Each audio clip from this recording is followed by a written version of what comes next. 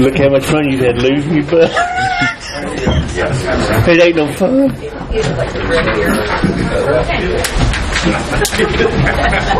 You know, make a small fortune in construction. Spend a big fortune. Start with a large one. Yep.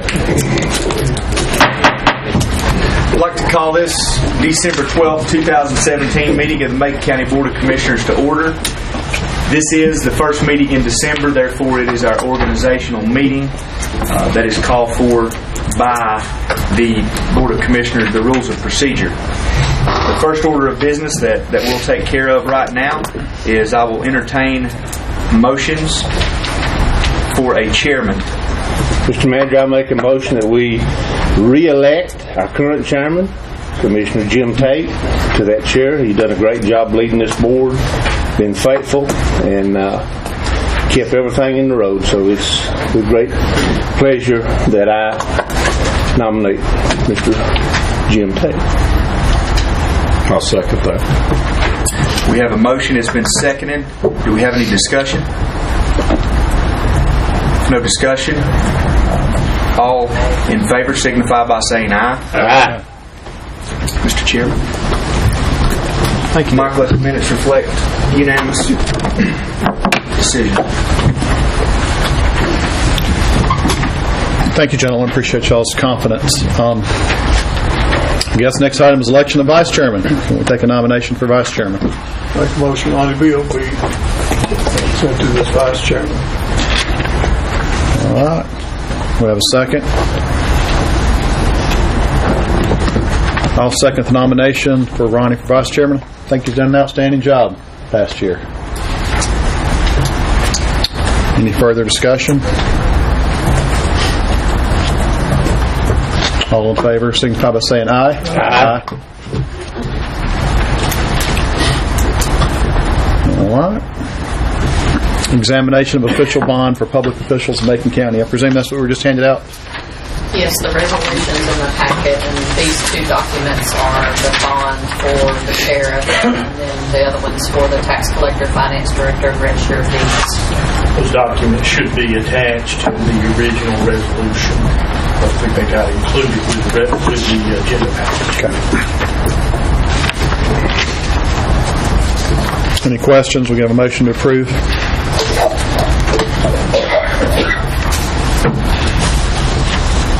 Motion to approve, Mr. Chairman, as presented. We have a second. Second. Any further discussion? All in favor, say aye. Aye. Aye. Any announcements?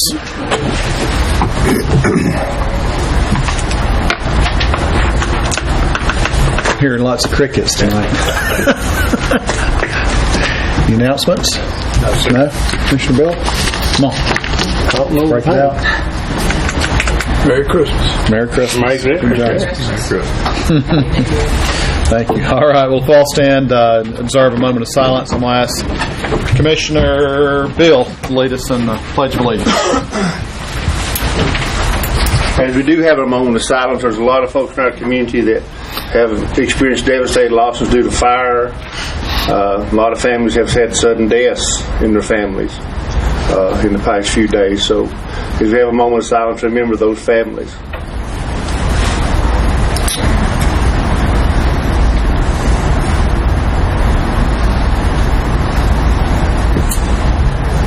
Please join me in the pledge of allegiance to the flag of our country.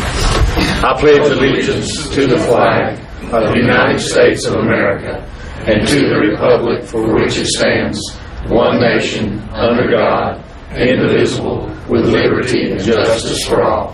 Thank you.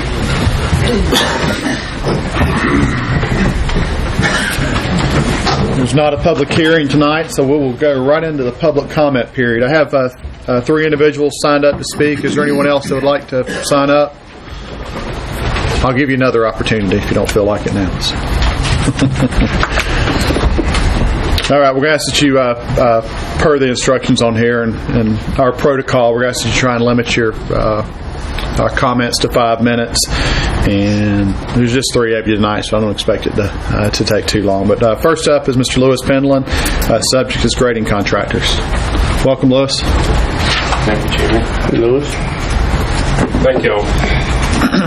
I'm Lewis Penland, represent Penland Contracting, my family's business. I want to talk to you about the grading proposal for the grading contractors. I talked to Paul Schuler and Denny Ledford, and neither one of them could be here, and they want me to tell y'all that they agreed 100% with everything they read in the document. And we had a discussion, and I'll talk about some of the discussions here in a minute. But first of all, I really want to thank the planning board, and y'all ought to commend them because they have done an excellent job on this document. I was very, very impressed with that. Realtor, surveyor, banker, home inspector, attorney, building contractor, electrician, plumber, well driller, septic tank installer. What are all these occupations have in common with real estate is they all require some kind of certification or something like that. The only one that does not is the grading contractor. None whatsoever.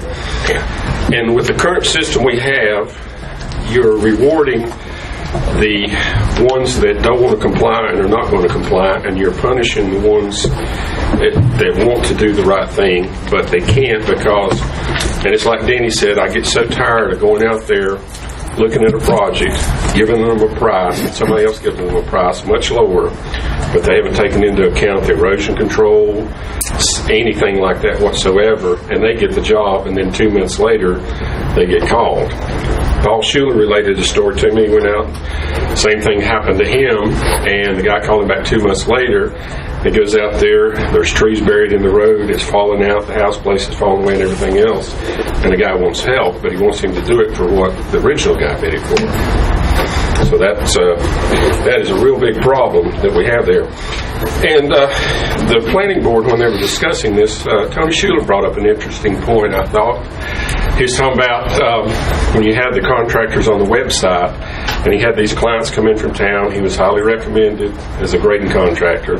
Well, they went to your website, and for some reason he wasn't on the website. Well, they had concerns about it, went back and forth. He did eventually get the job. But what that tells me is the clients are looking at that website.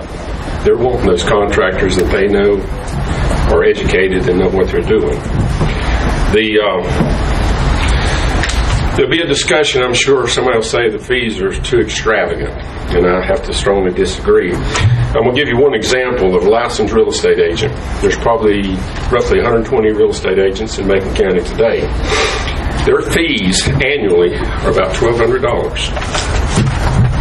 They have to spend initially up front 200 hours in the classroom and 8 to 10 hours continuing education every year.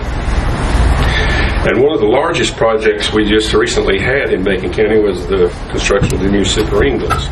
And I happen to be good friends with the general contractor, and he said he had no issues whatsoever to come in and get the contractor stuff. It was pretty standard to him.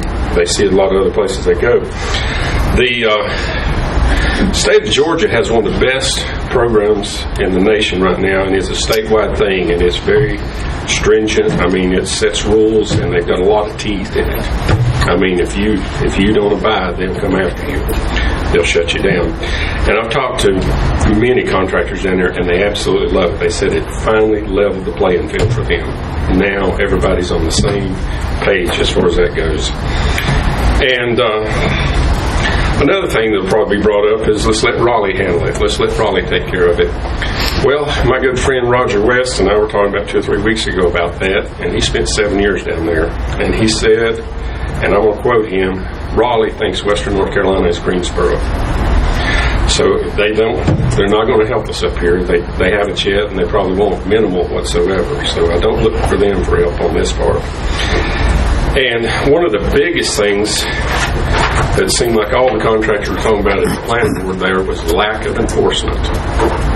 And it just resounded. And that's the same thing that Paul Schuler stated, and Denny Ledford too, and I couldn't agree with him anymore.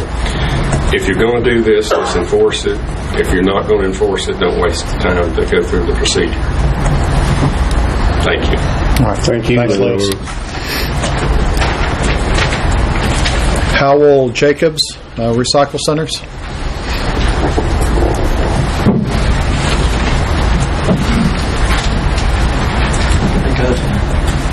Welcome, Hal. Thank you very much.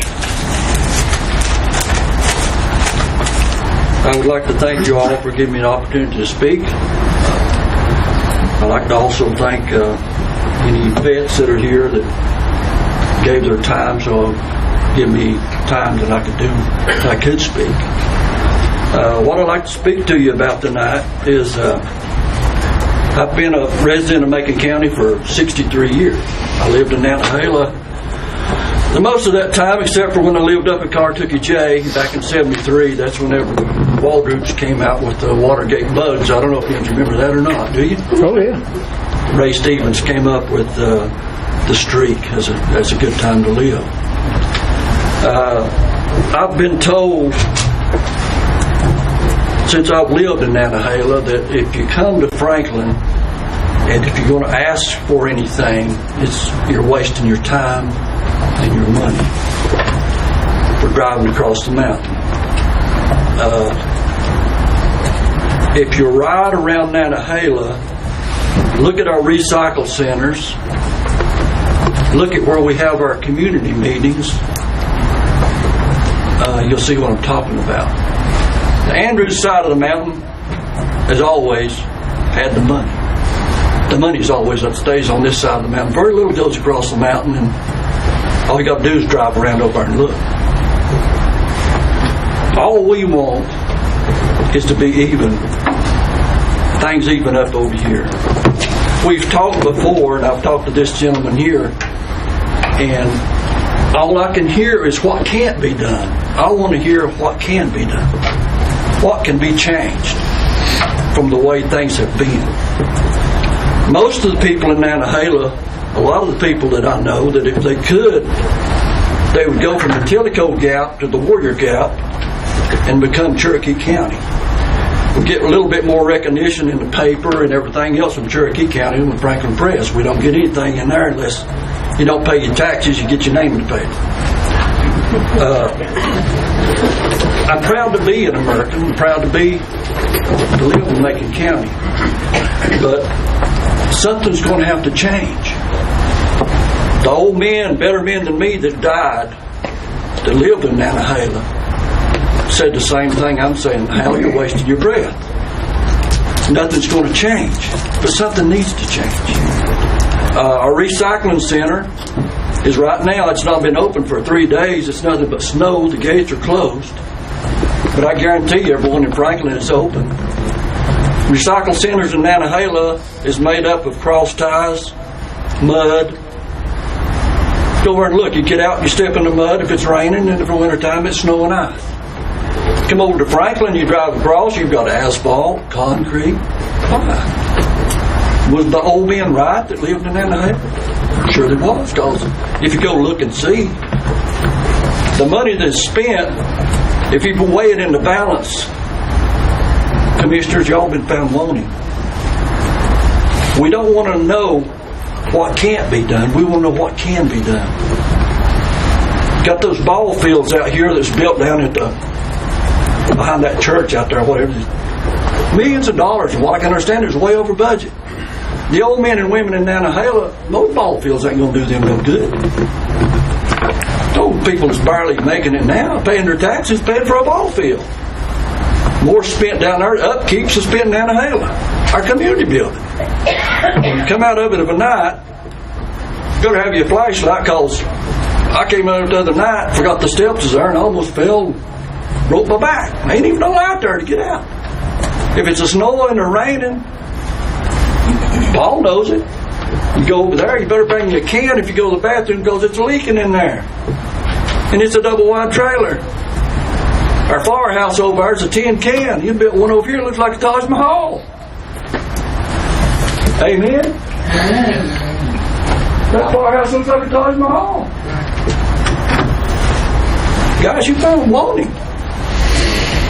These old people in Nantahala, don't be ashamed of yourself. Spending their tax dollars like that, and they can't even have a good building. It's a double wide trailer. You got any double wides over here? No lights you get in out of to have a community meeting? I don't think so. Guys, it's sad.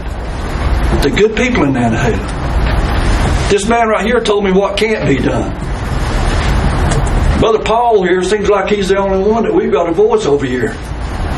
Appreciate you, Paul. What did I tell you? It can't be done. I forgot. I'll give you time to speak. Give me time to speak. Brother Paul here, he comes over to Nantahala, gives us the facts, but he says it ain't hopeless. He said you need to stand up and represent. We ain't had nobody representing us over there. We need somebody representing us over here. And I shouldn't even have to ask. Good Christian men that walks in and out of the churches. Oh, I'm a Christian. Pat yourself on the back. Well, do the Christian thing. Do the right thing. Make Nantahala feel like that you're insecure.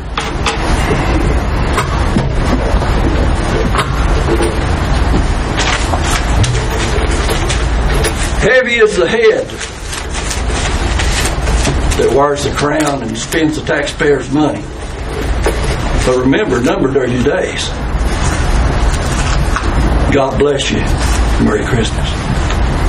Merry Christmas. What's his name? Howell Jacobs. Howell. Good job. Any questions? We'll move on to the next one.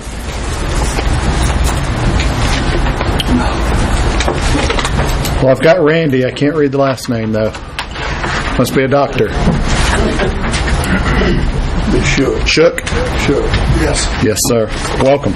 Thank you, Chairman. I'm glad to be back over here again. Seems like I want to get on permanent over here. Things seem to go where they're going. Now, my first question is about this grading license and erosion control. Does Macon County have a major erosion control problem? Can anybody answer that for me? Jack Morgan's still here. Depends on what you call major. Well, it seems like if maybe show full of dirt on my property, it's a major problem. I just wanted to run that by. And if we've had a problem, why hasn't citations been issued or somebody been logged? And I've never known of anybody being a citation or logged.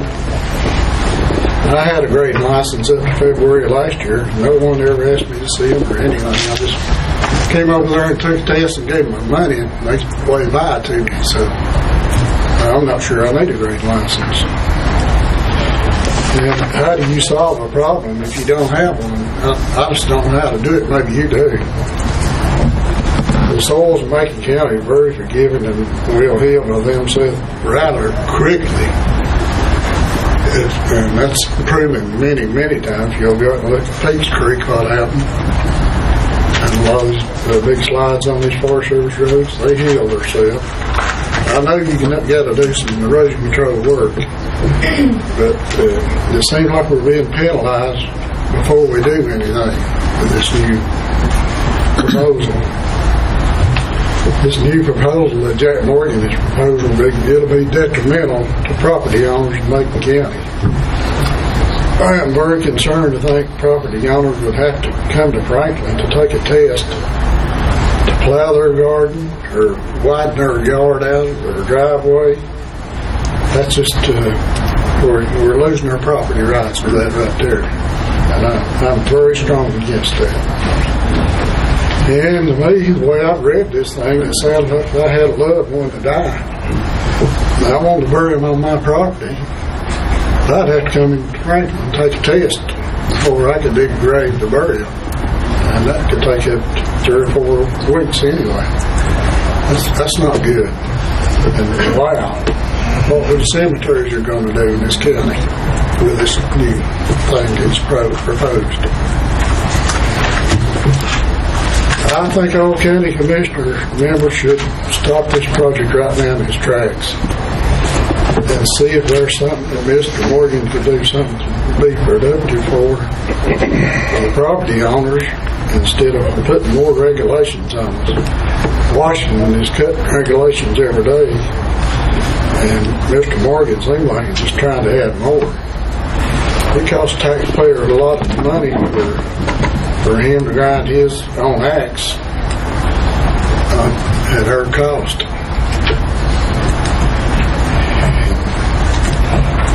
I'd just like to see a show of hands for the people that support this out here. I have a show of hands for people that support it.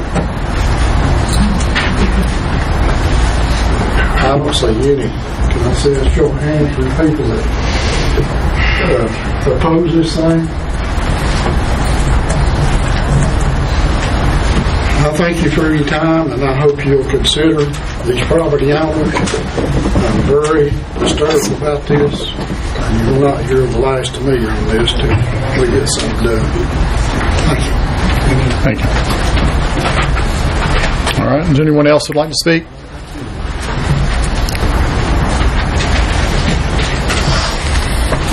All right. We'll move on to adjustments to and approval of the agenda. Any changes, any additions? Mike, I think you mentioned that 11As. Ms. Foreman will not be here this evening. Okay, so 11A will be... in February. Okay. You can remove that, please. 11A will be removed. Any other changes or additions? Chester, anything? No? Lori? Derek? That's maybe a first. That's first. Never had a change. All right. Can we get a motion to approve the agenda? So moved, Mr. Chairman. A motion. And a second by Commissioner Higdon. All in favor? Aye. Moving on, old business, 12A, consideration of Work First Electing County Plan for state fiscal years 2019 through 2022. Welcome, DSS Director Patrick Betancourt. Thank you, Mr. Chairman. I've been asked to keep it short, so I'll do my very best in doing so. We came before you in October and asked you if you would support a plan for us to present to the state, a continuation of Work First Elected Plan for Macon County, which we've been doing since sometime in the mid-90s, if I'm not mistaken. The state was a little slow in getting the request for plan amendments out to us, so we had a compressed time frame. But we had a welfare meeting this about 2 weeks ago, in which the proposals to the plan have been made. There's only 7 proposals that we are making changes for the plan that has been approved previously, and those plan recommendations include things like enhancements for addressing teen pregnancy. It addresses utilizing transit system for folks to be able to get to and from work opportunities. It does make a couple of plan revisions that are substantive changes to the plan, and I won't go over every single one of the recommendations. I believe that you should have those plan changes in front of you along with the highlights of the revisions. What will happen from here is if the board adopts this plan, is we'll send it to the state. It is due to them Friday. So if the board approves tonight, I'll ask for the chairman's signature this evening if I can. We'll submit that to them electronically, and we'll also send it to them in the mail. The state will then review that plan before sending it on to the General Assembly for approval. They'll also give us feedback on that plan, so if there's any revisions, I'll let the Welfare Reform Committee know what those revisions might be from the state perspective.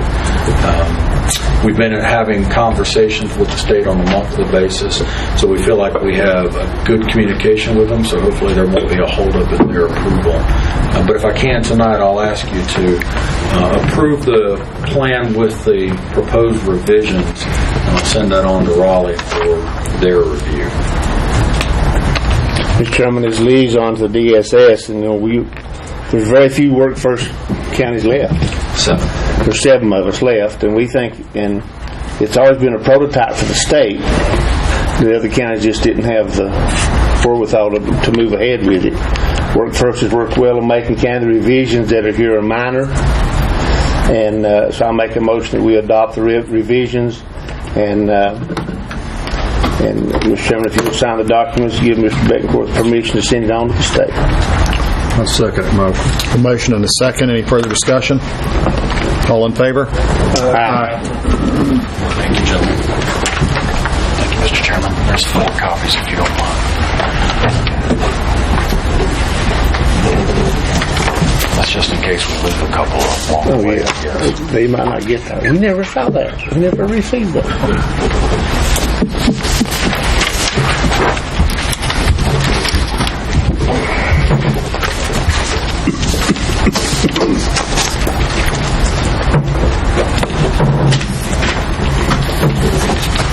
Thank you, Mr. Chairman. Thanks, Patrick. Thank you, Patrick. All right. Item 12B, discussion of sedimentation and erosion control ordinance grading license revisions. Welcome, Planning, Permitting, and Development Director, Mr. Jack Morgan. Welcome, Jack. Good afternoon, gentlemen. Good evening. I heard your name a while ago. You hear my name a lot, I guess, about town. I understand we're here to discuss the recommendations by the planning board. Back in August the 8th, this was presented to the Board of Commissioners for their consideration, as in March, the Commissioners voted to rescind our grading license program.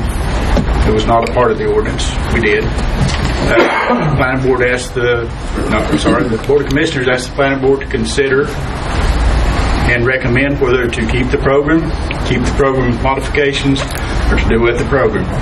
And on August 8th, the planning board sent this to you for consideration as in to make changes to the program and to keep it. Not as it was, but to make modifications and use this one. And this is the recommendation.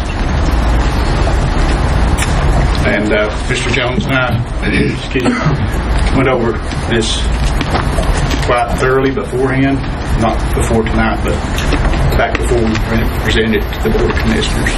So I guess if you got questions, comments for me, I guess here I am. Well, I'll fire right off, Jack. We heard testimony in public session tonight for and against it. A couple of the things that were mentioned in the against by Mr. Shook back here. One was that you couldn't do your garden without a grading license. Is that true? I believe agriculture is exempt. Agriculture is exempt. Can you do your driveway? If you're just doing maintenance, it's exempt. Okay. How big of an area can you disturb? If I'm a homeowner and I want to build my son a basketball court in my backyard, can I do that without a grading license? Well, the ordinance requires, the state model ordinance requires anything over a half acre. Our ordinance doesn't have that statement. If it's more than a half acre, you have to submit a plan. So the implication is, and the way I read the ordinance is, that if it's less than a half acre, it would require it. Now, there's some other requirements besides the grading license that would be good to consider with the homeowner, like the watershed ordinance, the floodplain ordinance, that could get people in some problems with the state and fed people if they don't know about it. And to be honest with you, when they come and talk about the land disturbance lot permit, that's a good time to bring that up. And it's caught some people before they did it, and it's caught some people after they did it. So to answer your question, anything less than a half acre requires a permit, as I read it. Requires a permit. Yes. Now that's the ordinance. That's not the recommendations by the planning board for the license. That has nothing to do with anything in the sedimentation erosion control ordinance except the license requirements to do land disturbance. And it was a suggestion of Mr. Jones, best I remember, Mr. Jones, you correct me if I'm wrong, that this should be not a standalone ordinance, but it should be included in the sedimentation and soil erosion ordinance if it is approved by utility. I have a question, and I think I understand it. I just want to, since you've been close to this, the exception, I see it here, and when I read that exception, the first two sentences are fairly clear to me, but the last sentence gets a little blurry. Can you, it may just be me. Okay. There's just two sentences in that paragraph you're referring to, I assume? Right. The first two sentences and the last sentence. All right. The signed affidavit requiring that you're going to own the property and not sell it is what the North Carolina License Board for General Contractors does for anybody who wants to do building on their own property. They're building on their property. That's fine if you want to do that, but you have to sign an affidavit that you're not building with the intent to sell. In other words, you're not trying to go around the license requirements of the state. And that is included in here. The first sentence versus the last sentence. They talk about the section shall not apply to anyone who is actually performing the grading or land disturbing activity on property they personally own and do not sell. And you went through that. Yeah. But it seemed like the last sentence, it kind of contradicts that There's first three sentence. sentences. I'm sorry, Mr. Pardon, sir? I'm sorry, there is three sentences. In order to qualify for the exception, the owner must pass the grading contract and land disturbance test, but not be required to pay the $100 fee, nor would they be issued a license. This, the planning board felt, would help landowners to understand the ordinance. And I'll be honest with you, the majority of my complaints are not on grading contractors. It's on people that go and work on their own property. And this, we felt, the planning board felt, would at least make them knowledgeable of the laws that were in place in our county. And I guess I just felt like the first sentence kind of freed the landowner to do what he would prefer, because it says this section shall not apply to anyone who is actually performing degrading or land disturbing activity on property they personally own. But then again in the last sentence, it kind of captured them again and said, now, this exception, this section doesn't really have an exception to it. You're still going to have to take the test. You wouldn't have to be licensed. Right. This section requires a license. The exception is an exception to the license requirement. Okay. Thank you, sir. If it needs some clarification, tell me what to do. Jack, for benefit of those that were not there at every meeting and involved in the process, could you talk to this board just a little bit about the process that the planning board went through prior to you handing it off to Chester? A little bit about that process, please. Be glad to do that. When it was handed to the planning board, we gave them the old policy we were using that was rescinded and a copy of the sedimentation erosion control ordinance. And that was in one meeting. We said, digest this. And the next meeting we want to discuss this. And I believe that it was the next meeting we asked Mr. Jones to come to advise us on a few things to make sure we wouldn't cross any legal lines with what we were considering. The next time we sent out invitations to over 100, I guess, licensed grading contractors or people that have been licensed, inviting them to the meeting, telling them we were going to discuss this and we'd like to hear from them. We got, I think, maybe 15, probably you were there that night. No, maybe 15 or so people that spoke, and again, some for, some against. And with that, the planning board at their next meeting gave a list of bullet points like this, and they said, put it in the ordinance, let's take a look at it, and we'll be done. The planning board said they would be done with it, and that's how it happened.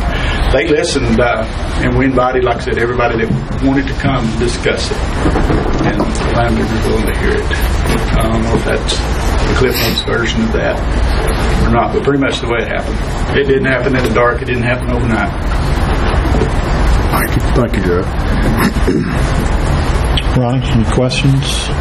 Well, the subdivision ordinance, of course, I was here when it was put in, and along with sedimentation and erosion control and the grading license, where it originated from was people come in renting track holes and going down doing subdivisions. And the problems that arose from, not that that's going to happen again, but the grading people that I deal with and work with on a daily basis, they like to know that their name's listed as a licensed contractor in Macon County. They think it gives them some more credibility, just like you heard Lewis speak to that. And that's definitely, and a lot of folks don't understand, like Mr. Shoup didn't, you can take it to the extreme, and where people can't do their gardens or whatever, but I think when people understand this, and I think at the end of the day, the erosion control ordinances that we pass has helped the water quality in Macon County, period. I know it has. So I appreciate the planning board and their work on this. It's a very small fee to what, as a general contractor, what I have to pay. I know that. and what I have to do every year. So, and you know, when you, I only think our best resource we got is our land and our water. So, but I appreciate the planning board's work, Jack, and your work, and everybody's work on the document. One thing that's not included in this ordinance, or not an ordinance, but in this recommendation that the planning board thought was important, and it was brought up at the meeting where some people spoke, was they would like to be some list of these licensed grading contractors in Macon County and put it on our department's website for people to view. Yeah. They just asked for that. So if this goes through, I would ask for that. One other thing that has changed that I would recommend since this has been written was, let me find it again. I thought I had it marked. There's a date on here that if you'd had a license 6 months prior to that date, 18 months.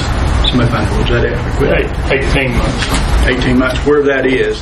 I think that should probably be changed to anyone that had a license before, because when you guys kicked this to us, that was March, and that's been quite a few months, so there's not many people that would qualify for that exemption.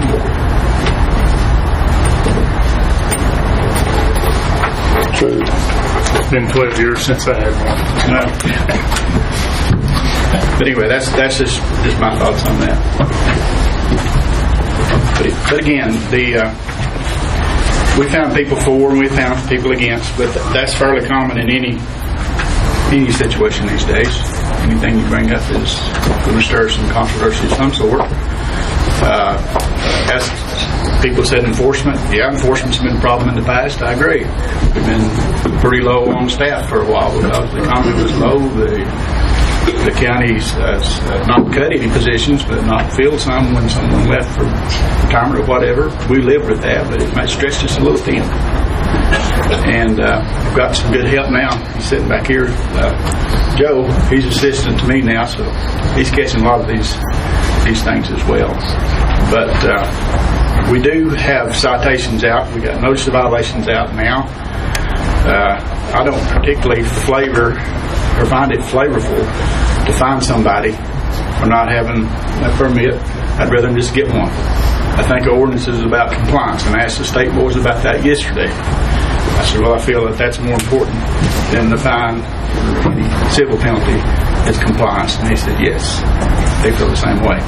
So that's what my department strives for in this sedimentation erosion control ordinance. If you want to keep me around for not finding enough people, you can do that, because I'd rather have them comply. I get everybody through? Here, Jack, I might have made some errors in my response. I'm not in favor of the the chapter, so if you peg me on some stuff, let me know on that. And I just put them down because, here's some copies if anybody wants them. Because I get to talking and I forget. There's a couple things mentioned. Lewis had mentioned surveyors, realtors, plumbers. Those people all are required to have state license, just like grading contractors are if you perform over a certain level of job. So I don't know what the correlation there was. And then the bottom line of this thing, if you're a landowner and you disturb your property, my understanding of the definition, any land disturbing activity that alters the ground cover or topography of that particular property requires a permit, a license, or the administrator approval before the work is done. Depends on the size. Then say that in this. Not in this. Is it what you're talking about? I'm talking about when this, if this is enacted and amended into the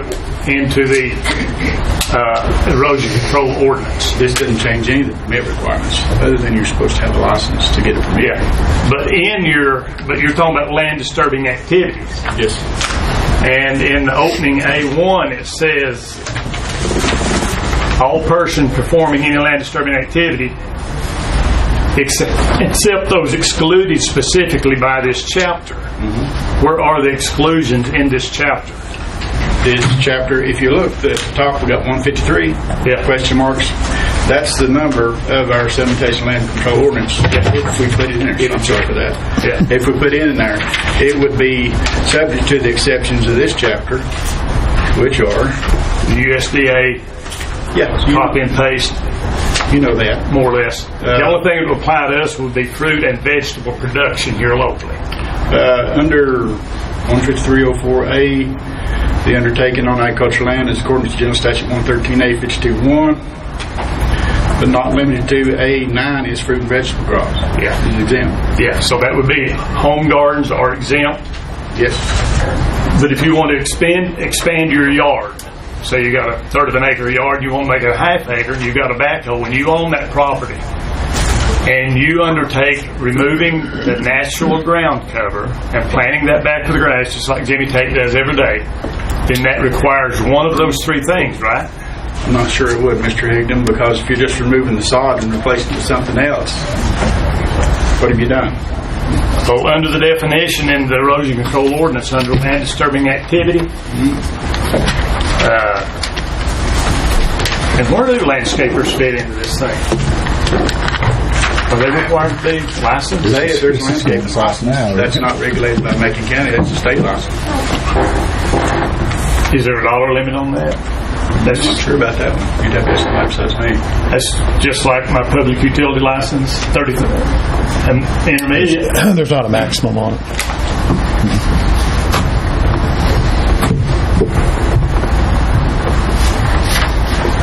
The way I'm taking reading, if I may, Mr. Higdon, not to interrupt you, but I think the defining part of that definition is the very final words, and that may cause or contribute to sedimentation.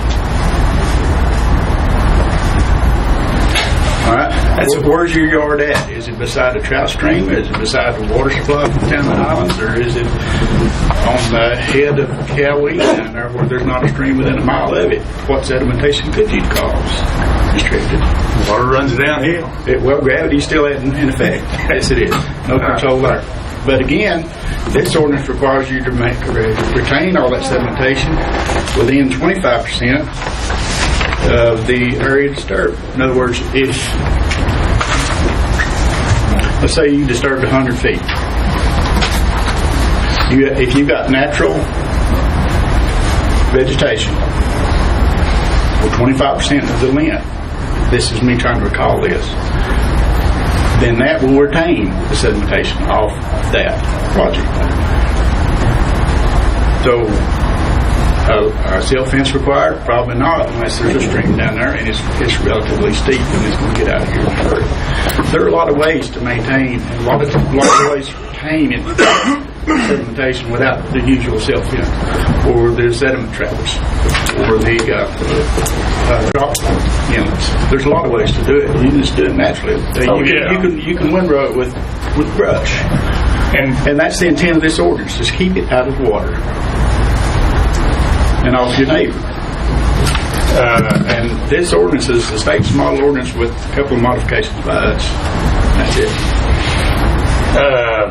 And I apologize to everybody in the room for bringing this up. You and I talked. I've just gone through old ordinances to see. And this one, I used to be a licensed clear water contractor. And Lewis Pendleton and I have argued about this for 15 years. I'm not anymore because I saw people not being fined. If they were caught doing something out of the ordinary or destroying a piece of property, they just come by and pick up come by and take the test and get your license. So I quit having my license. I know other people who do not have licenses.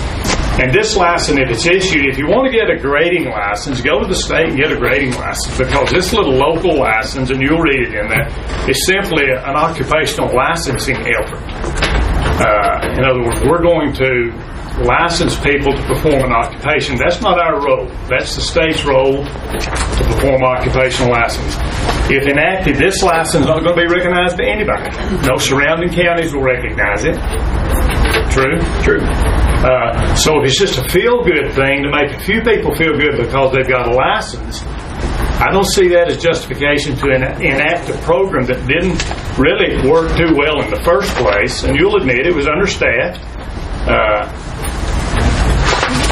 How many people is it going to take if this is enacted and set up just like it's designed? How many people will it take to do the record keeping, the testing, the document preservation and maintenance? How many people are we talking about?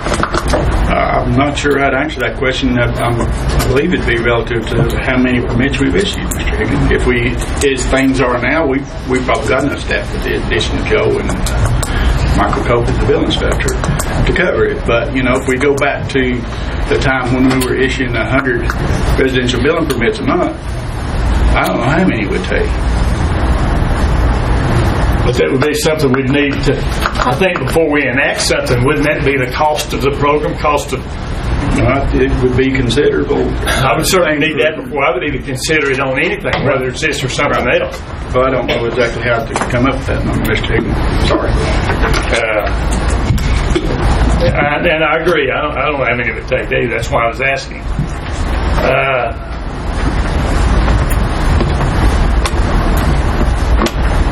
I'm still confused about, I think a homeowner wants to do something on his property, whether it's with a shovel or a backhoe, is going to have to do.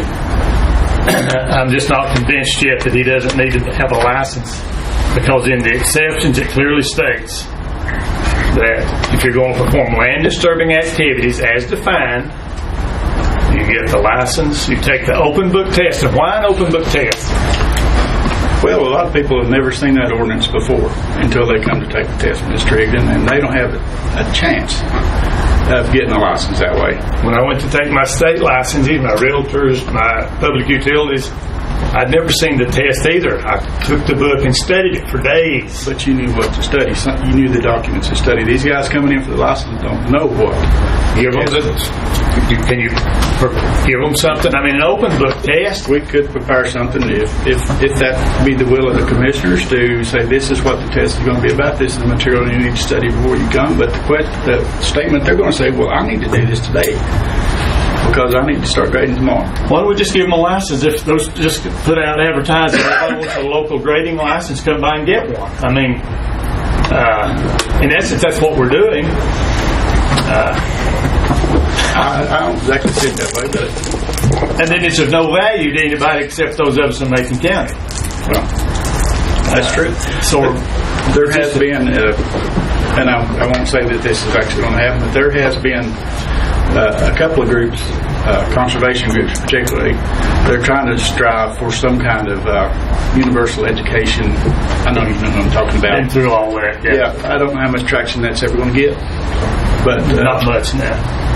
That was the last thing that I thought about that too, but who knows what will happen in the future, I don't know. So, yeah, well, Macon County, you can't ask the Macon County Planning Board to design a document or to go in the ordinance that be effective anywhere else but Macon County. So I'm just wondering, I regret that I agreed to go send it to the planning board, but I'm opposed to it, and I'll hush. You and I always appreciate the stimulating discussions. And the thing, and just closing, finally we got a federal government and a little bit on the state level that are trying to do away with regulations that are not effective. And in my opinion, this one was not effective for various reasons. Well, I'm not picking on Jack Morgan, you and our friends, but it was not effective. So if we have the federal and the state guys trying to eliminate regulations, here we are as a local board trying to breathe life into reimpose a regulation that, in my personal opinion, I don't think is necessary. So with that, I yield. Any other questions, comments? None. I'm still confused. And I may be confused from there's a lot of seem like clouds here that I don't understand the other part that Paul does that you read there, that there's sometimes we think we can't put a garden down and you can't build a basketball court. I think that's not true from what you own the property. Did you say that you had if you're not disturbing over a half an acre, you're okay? Didn't say that. Okay.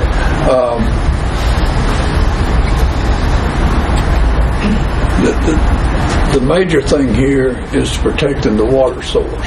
Is that right? That and keep the sedimentation off your neighbor as well. Right. Those two things.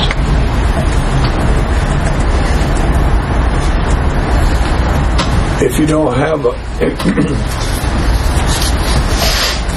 if you don't have a water source that you're having to battle with, and the only problem is you're just trying to keep something off your neighbor, right, or a neighbor.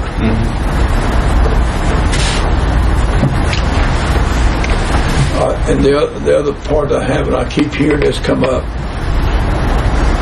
are we really going to enforce this, or I feel kind of like you do, you know, it's best for somebody to have the knowledge level, and let's do it by the academic side and not the law enforcement side. I think that's what I heard you say there a while ago, and I understand that.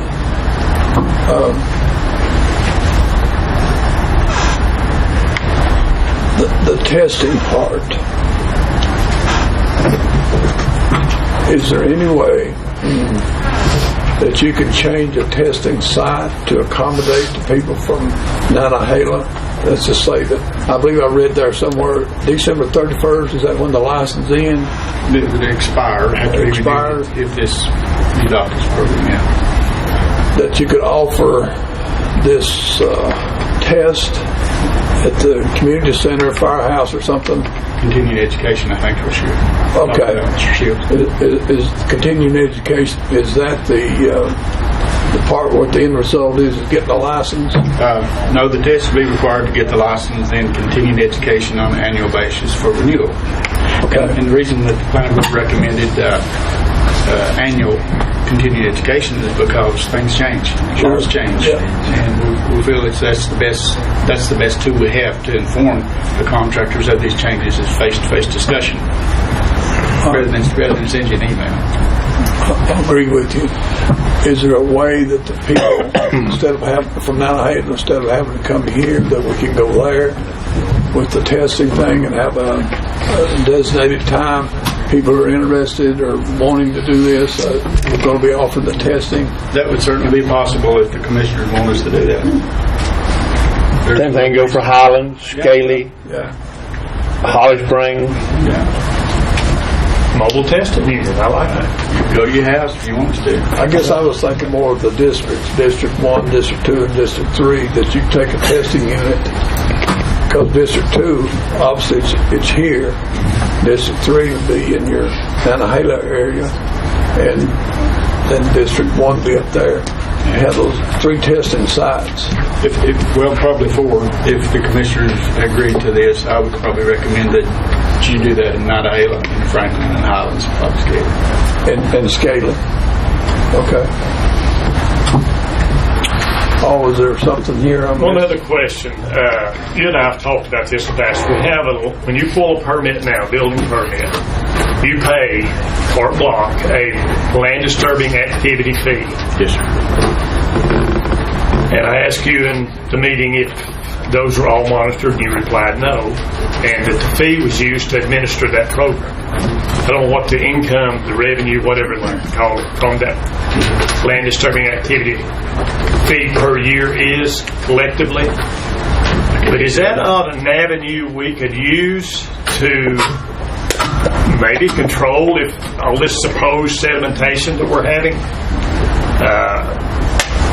Not following this technique. Well, why are we wanting? What is the purpose of that fee?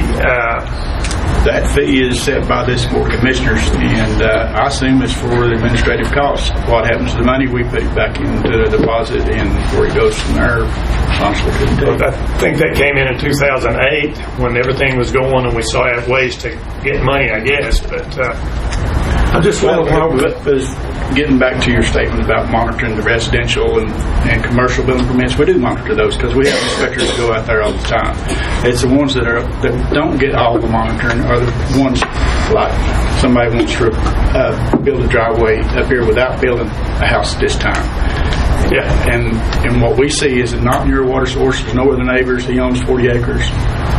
Okay, we'll get there someday, sooner or later. And I agree. those are being neglected. But we're kind of choosy about the ones we neglect. So this is simply about controlling all land disturbing activities on private property or commercial property. The board down here tonight is just about this license. Yeah, but it ties together though. This is not going to change the sanitation and erosion control ordinance, with the exception of requiring you to have a license to do any land disturbing activity. That is already an ordinance.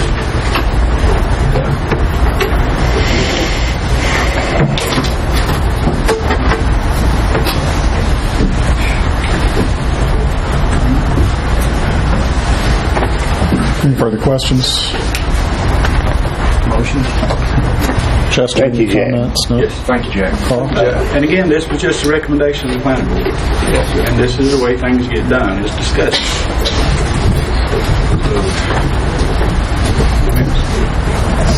Do you entertain a motion? Or?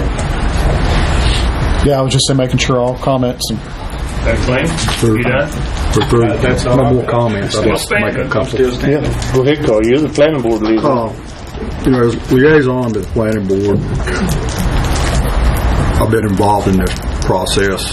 I'd like to think every step of the way. Prior to being a commissioner, I served on that planning board when we've been through this process before. And if I thought for a half a second that this in any way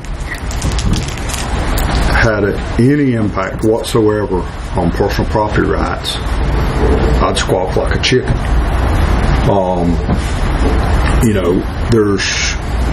We've been through a building boom, construction boom in Macon County. If you don't think that there was any issues for lack of regulation and construction during that time period, I would invite you to contact me later, and I'll take and show you some stuff that's left from 2005 and 2007 that Mother Earth hasn't fixed yet. So I think that you got to strike a line somewhere in the middle that makes sense for everybody. And the planning board, I think, did a great job going out of their way to seek opinions.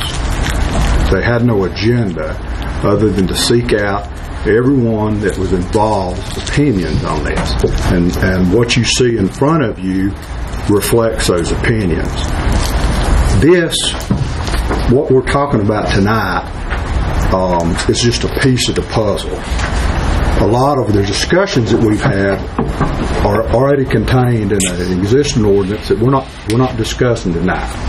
So we need to focus, in my opinion, I need to focus on this document and how it impacts what we're doing.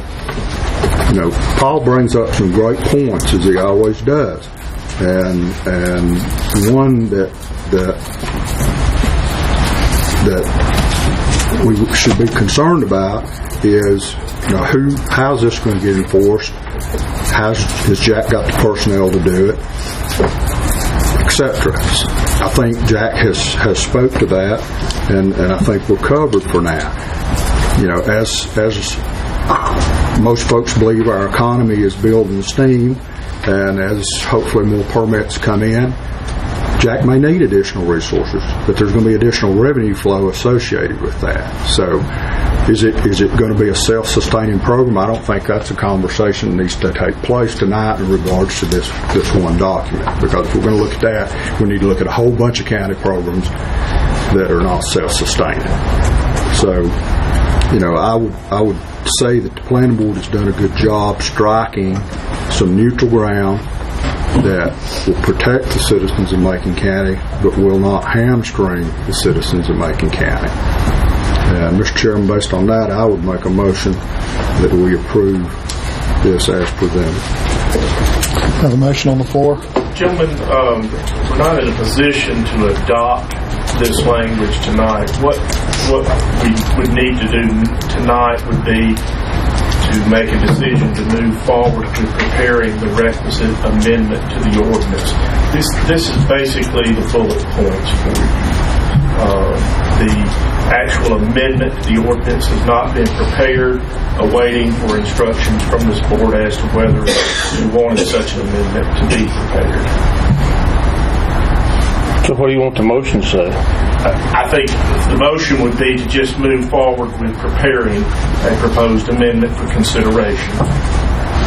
I would make that motion, Mr. Chairman. And I think also there would need to be an advertisement and a public hearing in connection with that. Second. Any further discussion?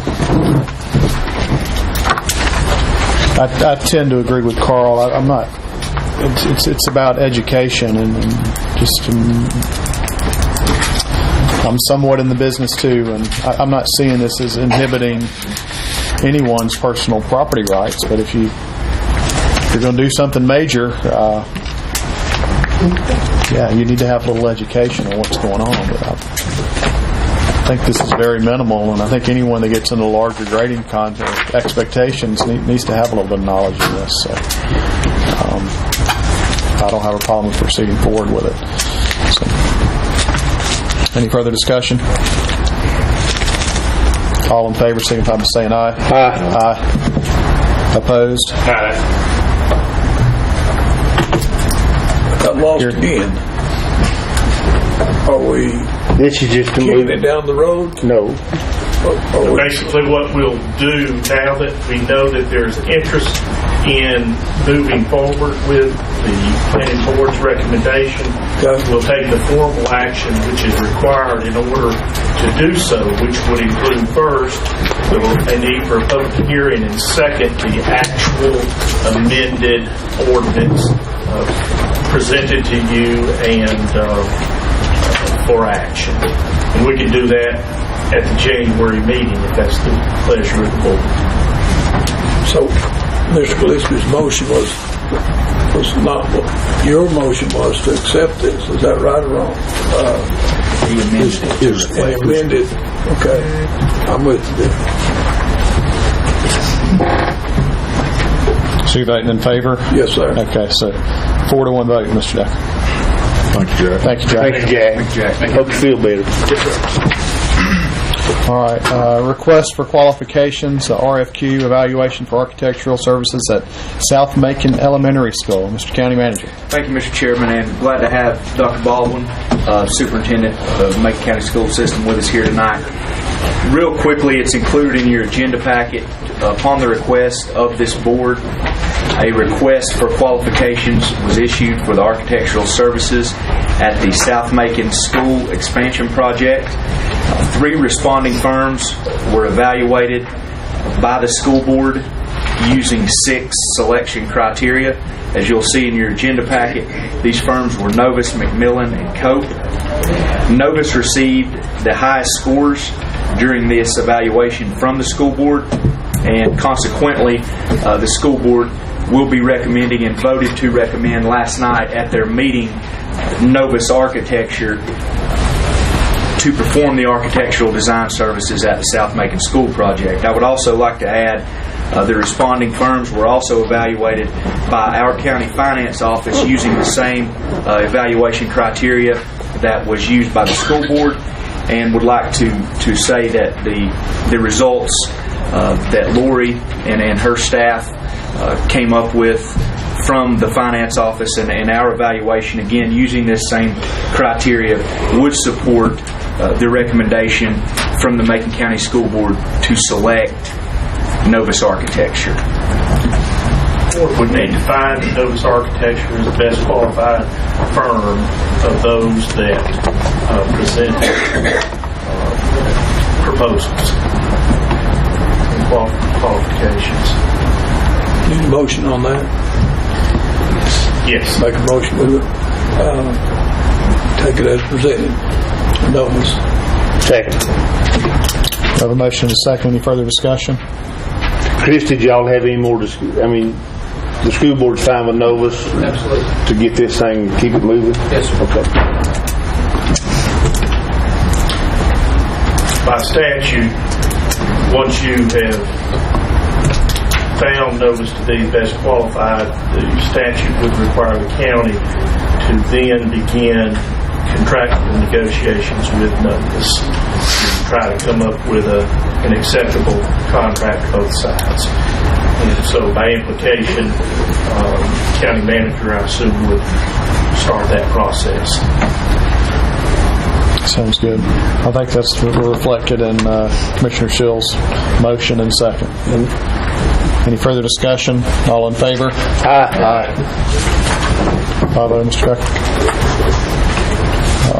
Moving on to new business. Update on Emergency Communications Project. Emergency Services Director, Mr. Warren Cape. Warren, thank you for your patience and hanging out. Thanks, Mr. Chairman. The last time I did this presentation, it actually took about an hour. So we're not going to do that tonight. Thank you. We're going to do about 5 minutes. Timer's on. Keep the folder closed, and we're not going to get into the weeds on some of the technical stuff. But I wanted to update you on where we're at on our project. If most of you remember, very intelligently, we realized a couple of years ago that we were having problems with our emergency communication system, and we did the smart thing. We started setting some money aside last fiscal year to make some improvements to our system, because it's obviously very expensive when you start doing that. We set aside $400,000 into capital fund last fiscal year. We also added another $400,000 of that into that capital fund this fiscal year. So we came up with $800,000 to make some much needed improvements to our emergency communication system. A lot of things have changed since then, and that actually kicked off a year and a half ago. I want to tell you a little bit about what progress we have or have not made, and what the plans are, what we need to do in the future. A couple of things have changed since then. If you probably remember, about a year ago, I came and asked for approval to apply for a FEMA grant to the tune of about $1 million, trying to leverage some of our monies. The thought with that was we would use the FEMA funds to buy the equipment, and we would use our money, the county money, to do some connectivity to build an IP-connected, probably UHF frequency communications network. Well, we found out in September, right around the 1st of October, that we did not receive the FEMA grant. There's also a couple other things in play that we were trying to wait to see what was going to happen. North Carolina happened to be, out of 50, the 32nd state to decide to sign on to the FirstNet national broadband initiative for first responders. So we finally found out in October that North Carolina was going to do that. We're not sure where we're headed with that, but there's some potential there to solve some of our connectivity issues. So essentially tonight, what I'm going to tell you is what we think our plan needs to be. One of the things, and through some fortunes or misfortunes, last fire season we had the opportunity to access what's called North Carolina Viper system, which is an 800 megahertz system that was initiated shortly after 2001, which is a microwave connected 800 megahertz system. It's owned by North Carolina. It was intended to be used by state and local and federal agencies for a communication system, so that individual entities didn't build a system here that worked by itself, and a system here that worked by itself, and a system here that worked by itself, and everybody's spending a lot of money building a whole lot of different things that didn't work with each other. I was around when that started, and I was one of the people that was very adamantly against it. I was completely stubborn and said we weren't going to use that, it wasn't going to work here, and we weren't going to try it. Well, last fire season, we've been noticing some improvements in the system. Last fire season, we were forced to use that system to talk to some of these folks that came in here. And in the process, we were testing some other technologies to see what we were going to do with this system. And what we found was it worked really well. And had we just decided to open our minds and realize that the system's there's some things here we can use already. We started looking at the UHF connected system, which is a trunk system, which I'll explain in just a minute. And we realized that without the FEMA money, we would have very little chance of building a very significant connected UHF system, which is what we have now. And if we did, we would be putting equipment on essentially the same mountains that the Viper equipment's already sitting on. And we wouldn't have the ability to access some of the towers like they do that are outside Macon County boundaries, but actually serve our communities. For instance, Toxaway, which is up in Cashers, Fry Mountain, which is over in Swain County, Chunky Gal in Cherokee County, and actually a little bit of Joanna and a little bit over in Graham County. So we went back and we looked again at where we were and what we needed and what we thought we needed to do for the future, and this is the plan we came up with. One of the things that we'll have to do for many, many years to come until technology catches up a little bit on the user end is we'll have to maintain what we call the legacy fire system we have now. It's an analog system. For technical folks, you understand the difference between analog and digital. The range of those frequencies is basically the same, but the analog frequency degrades a lot more significantly the closer you get to the end of that transmission range. Digital holds its quality better than drops off. They basically both end at the same place, but the perception is that the digital gives you better quality up to a point and then it drops. It's kind of like your cell phone. A lot of times you don't get scratchy anymore. You get signal, and then it drops. But we have to maintain that analog system because most of our volunteer fire folks carry pagers. And there's no good solution to page on digital frequencies at the moment. You can open talk groups, you can do some things with that, but it's not what really works well for Macon County Commissioners. So we're going to have to maintain the legacy system. So what we decided we need to do with that is we need to put some new equipment in there to increase the sensitivity on the legacy system, which is analog, but replace it with some repeaters on those mountains, the ones we have now, the mountaintops we're already servicing, with some digitally capable equipment, because you can put some equipment in now that wasn't available years ago that will recognize the communications equipment on the end user, whether they're using digital or analog. And essentially what we would do is we develop a system where we have a fire frequency now, which is a dispatch frequency, and we have a tactical frequency. We would essentially take the tactical frequency and turn it immediately into a digital system, and then we would take the fire system, which has our most wattage, maintain it for paging, increase the capabilities of the equipment on the mountains with some higher sensitivities and better antennas, and try and make the system better from the ground up. But give it some digital capabilities too, so that when the time comes and we have enough end users out there to do completely digital, we might could flip the switch on that when paging catches up to us. So we're trying to stay up a little bit ahead of the game to be ready when technology changes. We also want to make sure that equipment we put up there, even though we're not going into this to build a connected mesh network on the UHF system, to make sure that capability is there to connect it. The FirstNet system, which is a broadband initiative from the national government for first responders, we don't yet know what North Carolina's plan is going to be for that. We're hoping for some things that will benefit us, but we also know that I've been heavily involved with the broadband committee. I know that there's been a lot of planning, and that process is a lot like this process. You end up spending about a year and a half planning and about 6 months worth of really hard work. I know there's a lot of planning in that process, and I'm really pleased with what I'm seeing from those folks. And I think what we're going to see very soon is we're going to see some options for some connectivity to these places that we may never have had before.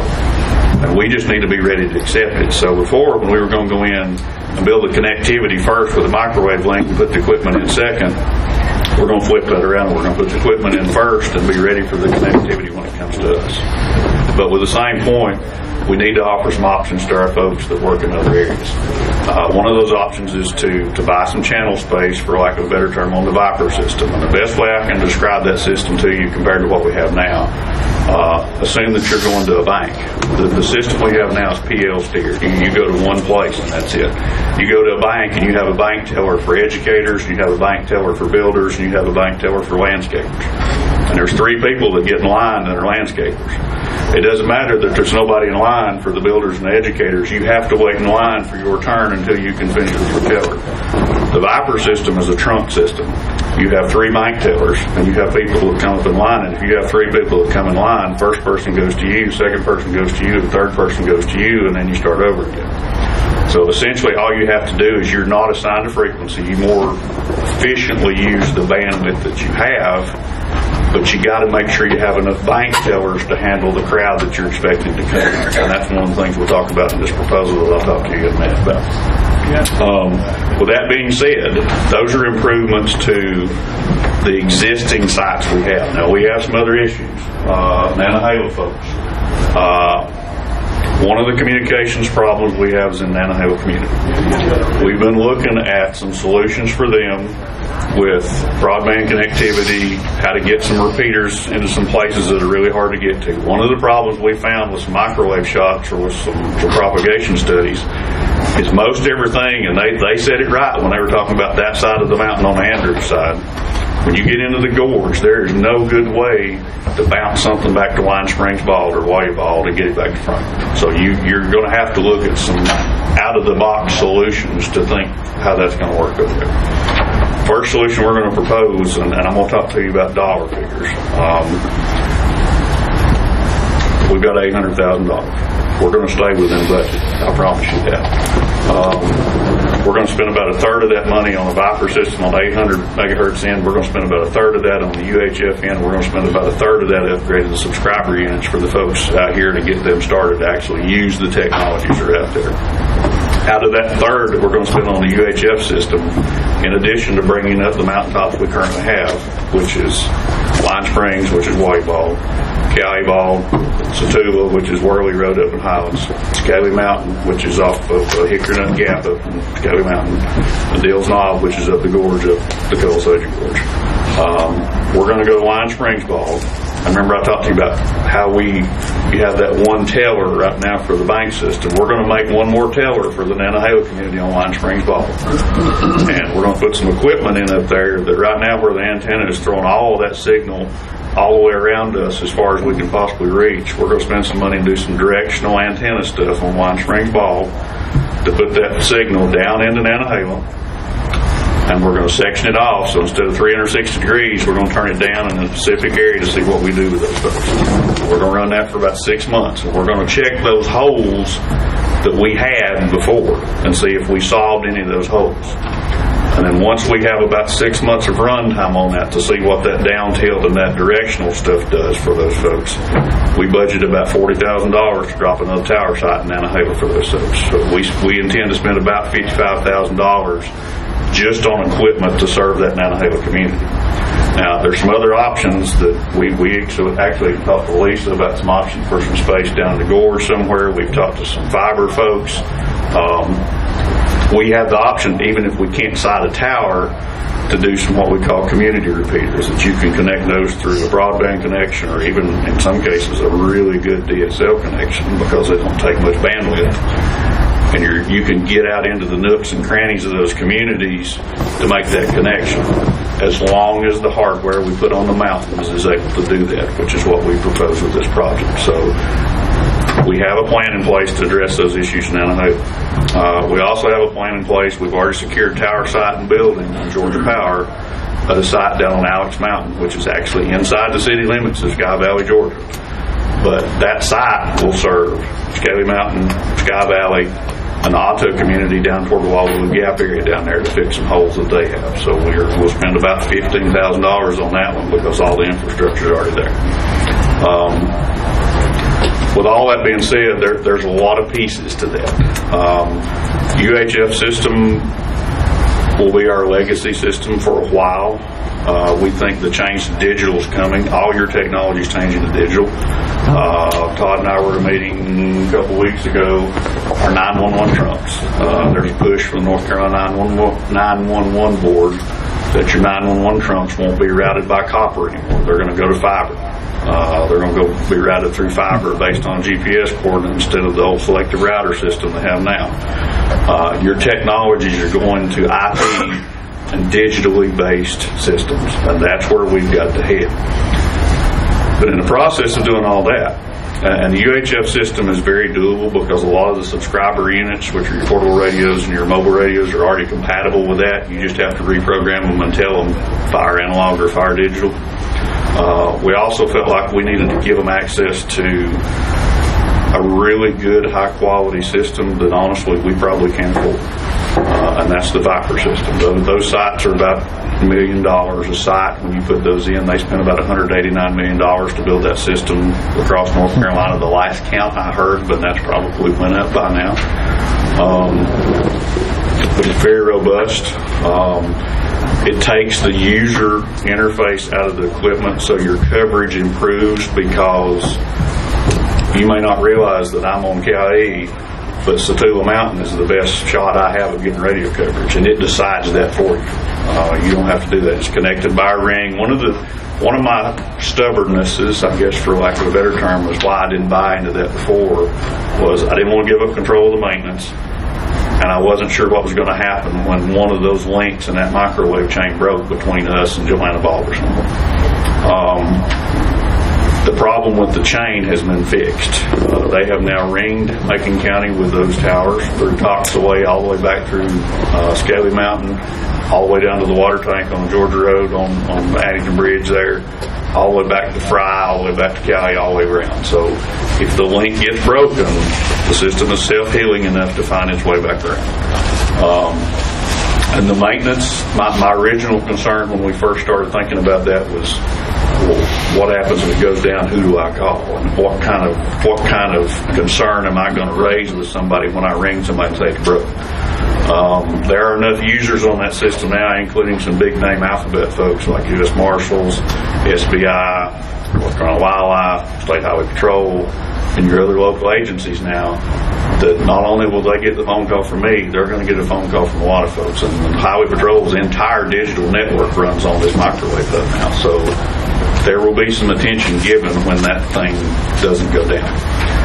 So our solution is to branch out into the Viper system, make that more acceptable to our folks here, ensure that there's enough channel space for us here in the future, or talk groups, for all the users in Macon County to access that if they want to, because we think that's going to be the way of the future.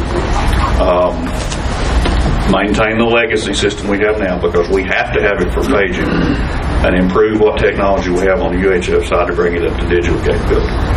Now, one of the things you're looking at me like, and I had to explain this to some other folks, you're looking at me like, why are you telling me we're going to do three different things? Why are we doing analog, digital?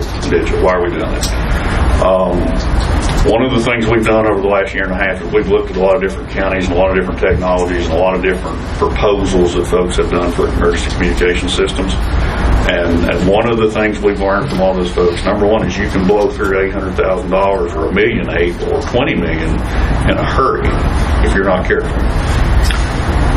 If you put all your eggs in one basket and you go with one technology, it may not be as good. It may not even be equal to the system that you have now. There have been a lot of failures across North Carolina where communications folks have went full bore into one technology and realized it didn't work. But one of the benefits of this plan is we're branching out a little on the Viper system. We're getting a little bit out of our comfort zone, but we've been able to test it because it's up and running. It's already there. All we had to do was get subscriber units and check on it. But it may not work for everybody. It may not work for some folks. Some departments will work really well. Some of them it may have 95% coverage. Some of them may have a little less. But it gives them that option.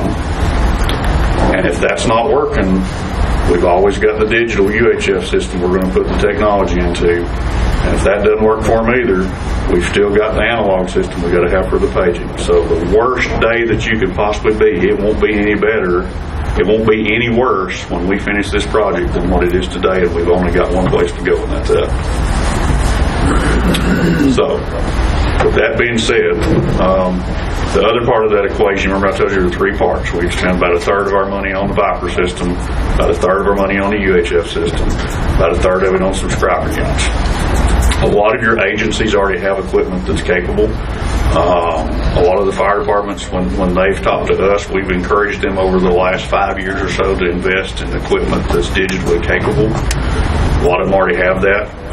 But in this figure, there's about $20,000 per department that we've figured in that we can purchase subscriber units or portable mobile radios for these folks. Our intent for the fire folks is get the technology ready, bring the vendors in, show them what's there, what's available for them, and let them pick out what technology and what equipment's going to work for them. Then we'll facilitate a group purchase for them, hopefully getting a little economic benefit out of that, and get them started on the right foot with that technology so they can get into the digital world. EMS will jump onto the 800 megahertz system. They already use it to talk to the hospital and love it. The only reason they don't use it for truck to dispatch or truck to truck is because the dispatch office doesn't have the capability of talking to them. We have a very low budget access into the Viper system. We have one consulate that one dispatcher can use, and if that one's not at his or her station, somebody has to get up and come talk to them. We're going to fix that with the new proposal we have. The sheriff, we've talked to Robbie. He's not here. The equipment that he's been installing is digitally capable. So again, basically all you have to do is you can bring him up on the digital UHF frequency, reprogram his equipment, and he'll be good to go with that. And over the next period of 5 years or whatever he wants to do, if he doesn't find grant funding from somewhere, he can start integrating the Viper system into his cars if he wants to. The frequencies are already going to be assigned. We've already got channels for fire, EMS, sheriff. We've even got channels that are earmarked for municipalities, for the local PDs if they want. They don't have to, but they'll certainly have access to it if they want. So, in a long story short, that's our proposed solution to fix our radio systems. We'd like to be 5 nines. We'd like to do 99.999% coverage, but I'm going to be completely honest with you, in a topography of Macon County, that's probably not going to happen. You're going to have some holes somewhere, but I think this is a really good start to fix the holes that we have, and it gives us a good basis to build off of in the future. So before I move on to my second part, does anybody have any questions about that? Well, what's the status? You remember over at Nantahala? It's been several years ago now. A fella got snake bit, and it all come, and that made a full circle to build a tower on Rainbow Springs that was going to help facilitate to Nantahala. The tower's still sitting empty today. You're talking about the one right there at the pond, Rainbow Springs, right there. What's the status of that? Who owns the tower? Are they still paying a lease to the landowner? Yes. So who owns the tower, and can you use that tower? I wasn't involved in the planning agreement for that. Any tower that has been brought online that I've been involved with, for instance, even the one on Windy Gap that just went in the planning process, we have reserved the right to put our equipment on those towers. That's part of the ordinance. That was part of the planning process. The planning board brought it. And ours is too, Chester, if my memory's right. On that tower. I think that is correct. And wasn't there something other, if it stays empty for so long, that it reverts to the county? That I don't. Or blow it up one, it ain't, I don't think it reverts to the county, but I do think there are consequences under the ordinance. Because that would be a very useful tower. For that particular part of the world. Yeah. Now, one of the things what we will need to figure out, we don't have the ability to test the UHF digital frequency. 800 is up here and UHF is here. 800 doesn't have the ability to go through certain objects that UHF does, and then when you get into the VHF ranges, they're even better about going through stuff that you lose some range. So one of the things, we would certainly entertain that option. We would like to get the digital stuff running on Wine Springs and Cali Ball to see what that does with propagation, and then try and fill those holes in, but that's certainly something we could look at. Now, Nantahala, it's not going to help you with a shot to Nantahala. There's too much topography between there. And Nantahala, one of the benefits of me being involved with the broadband folks is trying to figure out this fiber connectivity. I was a microwave person. I wanted microwave connections, but microwaves are expensive. You're looking at $50,000-ish for a licensed public safety dedicated quality system on each end. You can get unlicensed and do cheaper stuff, but you run the risk of interference in between. If we can pull off some connectivity and make Macon County more connected, it will benefit not only the end users like the folks in the communities that use the internet on a regular basis, but your educators. We've already done the study with the school folks to figure out what our needs were with the education. We're getting ready to get the results back from the Region A study about what the general public thinks as far as the needs are, and then we already know what your public safety needs are. The subscriber units that the individual agencies will choose, yes, irregardless of what they choose, all of which will be digital capable. Yes, sir. That's correct. Now, we will give them the option of different qualities of those, and one of the, when I say quality, when you start talking about 800 megahertz, you start talking about 450 megahertz, you're talking about two bands. Usually one radio will do this band, one radio will do this band. There are some technologies out there. You can buy one radio that's a dual band that will do 450 and 800. They're a little bit more expensive, but the administrative folks, your chief officer, your higher ups of the sheriff's office may need that capability, and they can access both. Because realistically, I follow ICS principles. When I'm on scene running an incident, there should be one person talking to the communications office, and that's it. Everything else should be handled.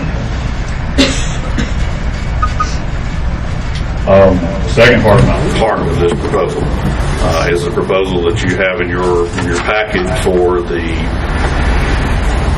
pricing of the 7-channel GTR 8000 Motorola radio system with the associated control stations for the dispatch office and all the associated hardware for our access into the Viper system. This is a one-and-done proposal. This is everything from the control stations to the cables to the antennas to everything in one bite. That's a significant chunk of money. But this is a one-and-done thing for the Viper system. We will have smaller parts. You can buy the parts a little bit at a time for the UHF system because we've already got the infrastructure there. We may slip a repeater in here. We may not need an antenna here because we've already replaced it. So this is going to be your one big expense that we think we're going to have for this radio system. Now, I will tell you that it is Motorola.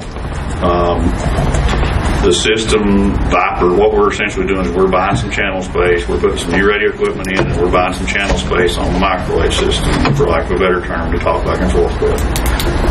It is a Motorola system. You are pretty much stuck with putting Motorola equipment back in it. I have no problem with Motorola equipment because it's very quality. But you can't go to another vendor and price. You can't put a Chevrolet transmission in a Ford truck. So you basically have to price the Motorola pricing. I will tell you that this pricing was pursuant to the Houston Galveston Area Council procurement system that Macon County is a member of. It's the group purchasing initiative that Macon County signed on with several years ago that is equivalent essentially to the North Carolina State Purchase Contract System.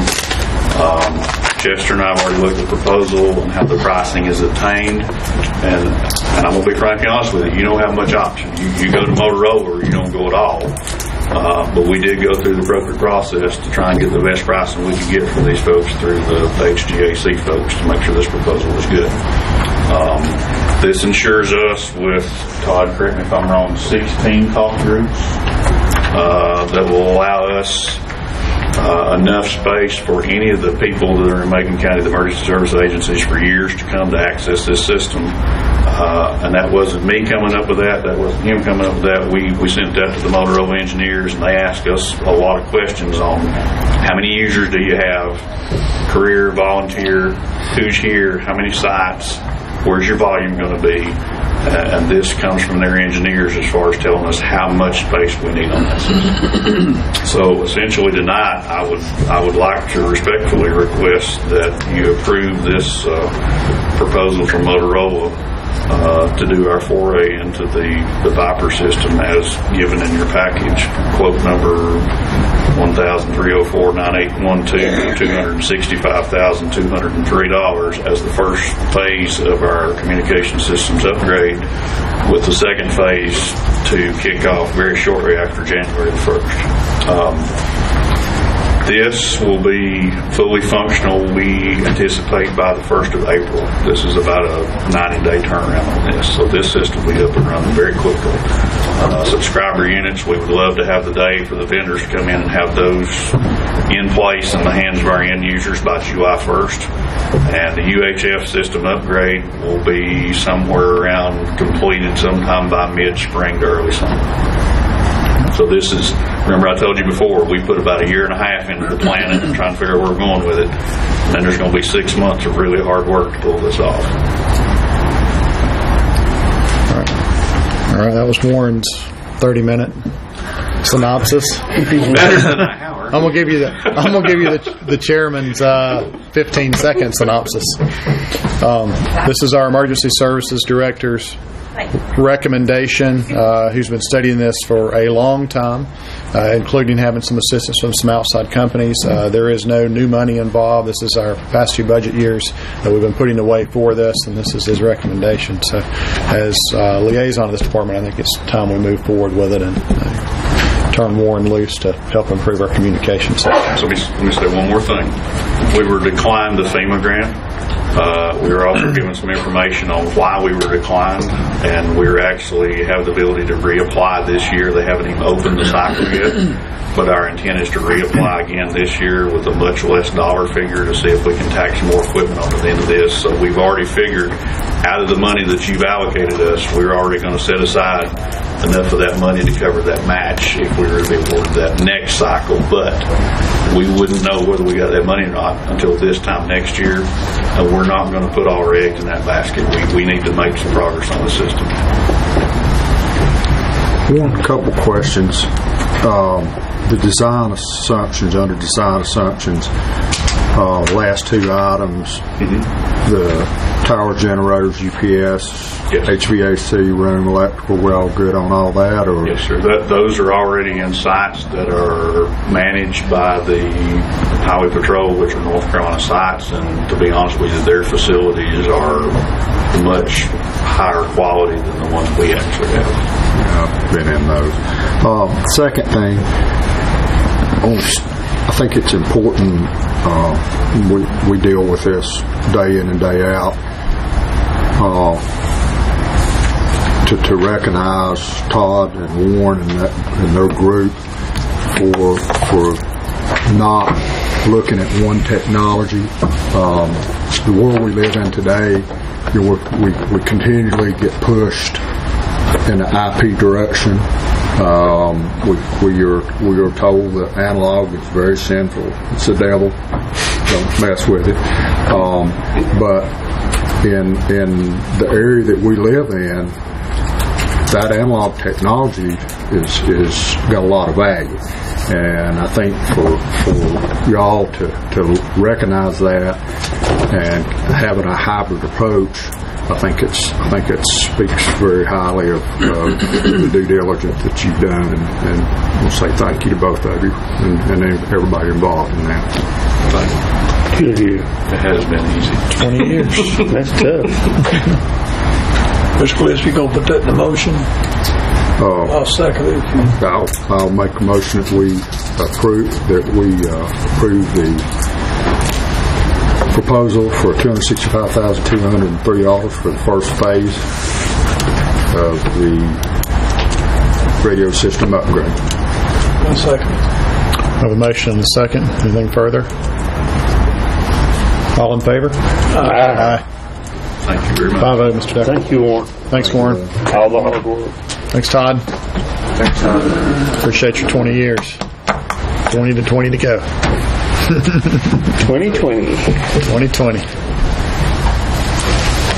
All right. Almost done. New business, item B, changes to U.S. Department of Transportation drug and alcohol testing regulation. Transit Director, Ms. Kim Angel. You know, some people Welcome, promise Kim. 5 to 7 minutes, but about 35, 40 minutes of that. And he only has 2 miles less to drive than I do going home, so kind of wonderful. Okay, first of all, let me apologize for sending the document so late with your packet yesterday.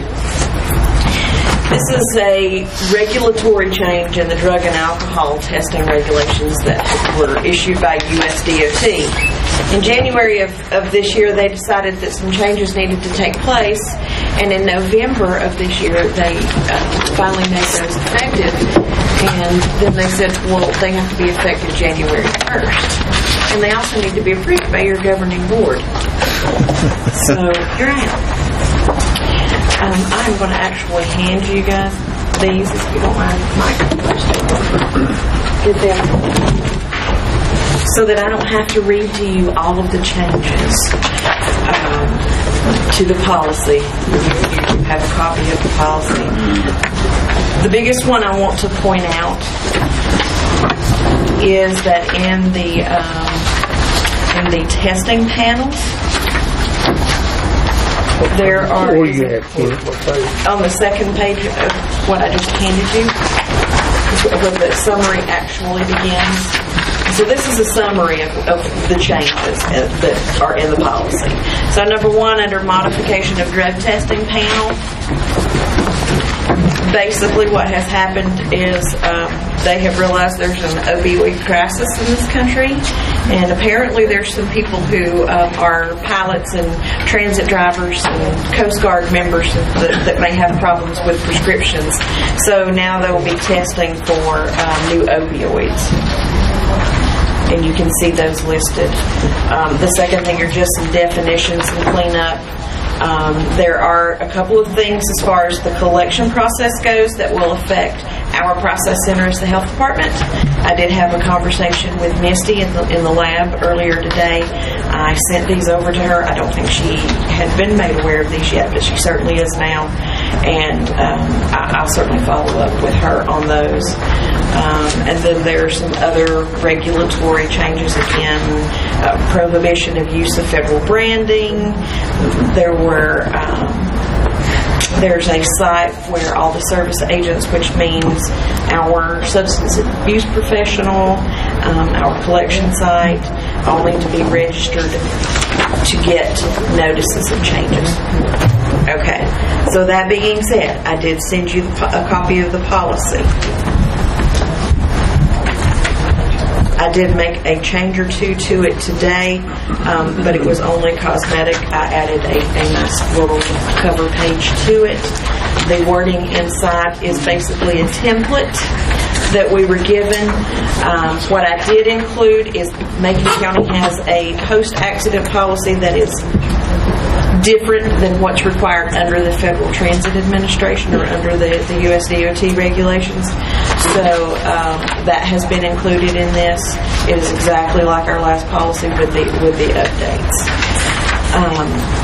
One thing I do want to point out, and I did talk to Mr. Jones earlier today, if we go to attachment A, and this was one of the changes that I made, that lists the covered classifications. Now, when we're talking about a drug and alcohol testing policy, this policy only applies to safety-sensitive employees who fall under the testing requirements. What type of employees?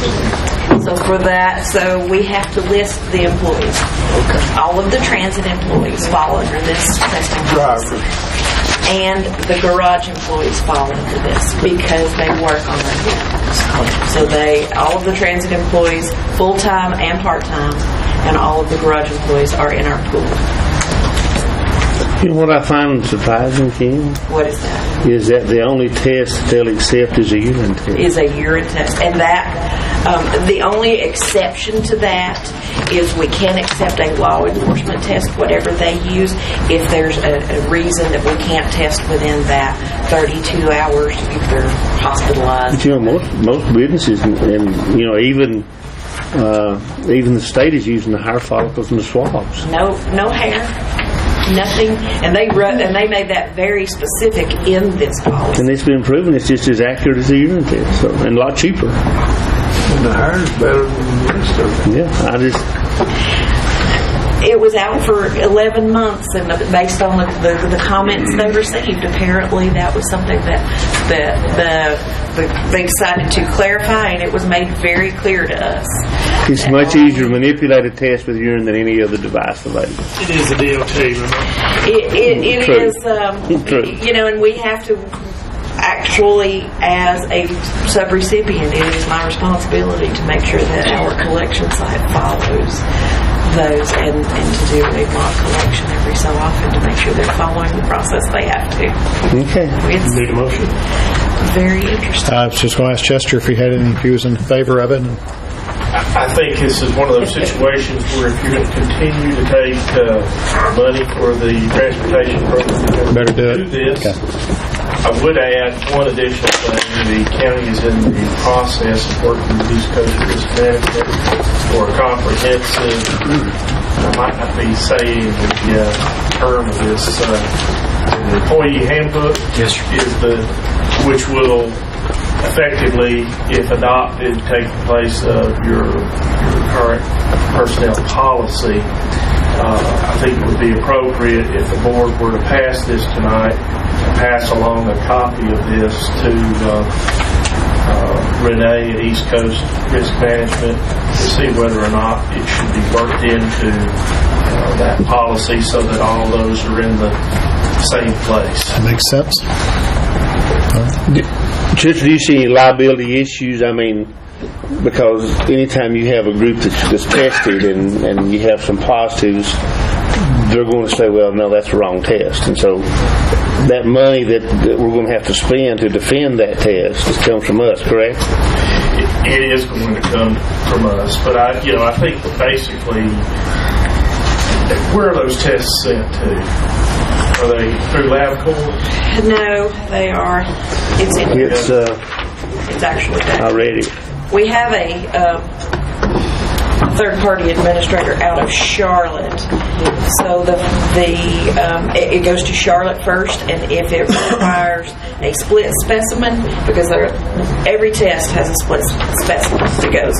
So if there is any failure with the first specimen, or employee comes back and says no, that wasn't true, it goes to a lab in Kansas. Theoretically, you could have a requirement of bringing somebody from Charlotte and from Kansas should you get in a litigation situation. However, I will tell you that the typical attorney handling that litigation is likely to, by way of discovery, issue a request for admission that that test is accurate. The effect of that, if it is denied, shifts the cost of bringing the expert witness in to prove the positive test. And typically, it comes back to, especially when you start adding, when you're talking about the opioids that they're adding, you're talking about very commonly prescribed pain medications. You're talking about the Norco, the Vicodin, Oxycontin, Oxycodone, and Lortabs. So the education process for, especially for my employees who this will affect, is it's time for you to take those as long as they are prescribed and you're taking them as they are prescribed. Yes, it will show in that specimen, most likely as a positive result. The MRO will then contact that employee. They're going to have 5 days to get with their doctor's office to prove that they're using that particular prescription legally. I think you run into more legal issues with prescription. If they show marijuana or anything else that's the illegal nature, it's going to be a lot more difficult for them to prove that, hey, I really wasn't doing something I wasn't supposed to. In other words, you don't have no choice, Ken. You got to implement this. We have absolutely zero choice as long as we want to take federal money. Take a motion. Mr. Chairman, before we do that, I would point out I have not seen the proposed handbook that's coming from East Coast Risk Management. There may or may not be something dealing with this. I think it's important that any motion that's made be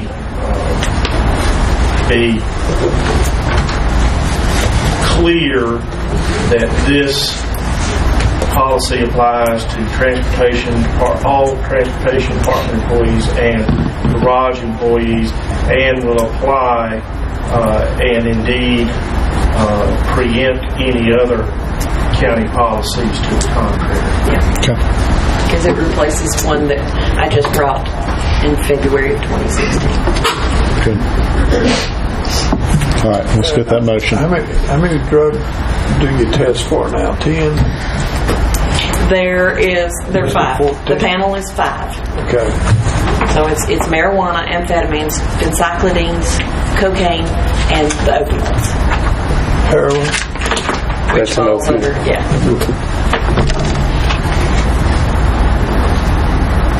Motion to approve is presented with Chester's comments. With Chester's comments and what that does to the. And I have read. We had that meeting in Raleigh, and that is in the. Because every county is dealing with the same thing. Yeah. Have a second. Have a second. Any further discussion? All in favor? Aye. Aye. Thank you, Ken. You might be worn home. And If you know where this come from, We're just wanting to see what 5 minutes really look like. That's what Lease agreement between Macon County and Southwestern Community College regarding the existing burn building property. Thank you, Mr. Chairman. What we have here is the lease for the existing burn building property. This was a 20-year lease that was entered into back in 1998 between Macon County and Southwestern Community College, where they would have access to lease this property from us to conduct their fire training operations. In saying that, it was a 20-year lease, and this lease will expire on January 31st of 2018. As we all know, we're in discussions right now for a new location for a fire training facility. However, I just wanted to put this in the agenda to bring it to your attention and perhaps to discuss, if it be the desire of the board, some terms for drafting or entering into another lease agreement to finish out the life of the burn building where it currently exists. At that time, the lease will be null and void if it no longer ceases to become a burn building and revert back to the county, correct? Yes.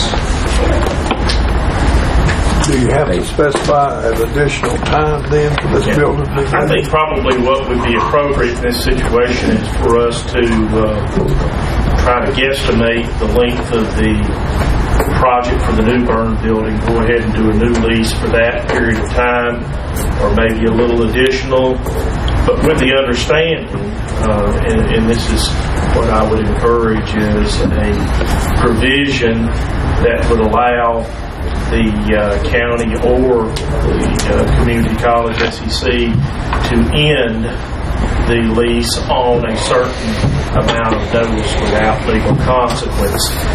Obviously, I don't think we need to get SEC to weigh in on that as to what they think reasonable notice would be. I don't know if, for example, if they have classes during a semester, obviously you don't want to end the lease in the middle of the semester. So. Based on. But the idea would be is to have a lease long enough for that building to continue to be used if it's appropriate to use it until the new burn building can be completed. Would 5 years be appropriate, or is that too long? I think it is, provided there's a provision in there that would basically say, that the county would be able to terminate it, once it has completed a new burn building or upon X number of days notice to SEC. It's better to have it out there long than too short. Otherwise, you're going to be coming back in here and doing another one. There's a provision in here that allows us to cancel by giving 15 days notice. So we can maybe look at that, maybe we need to look at it and probably need to talk with Dr. Thomas about what sort of notice they need today as opposed to when that was first constructed 20 years ago.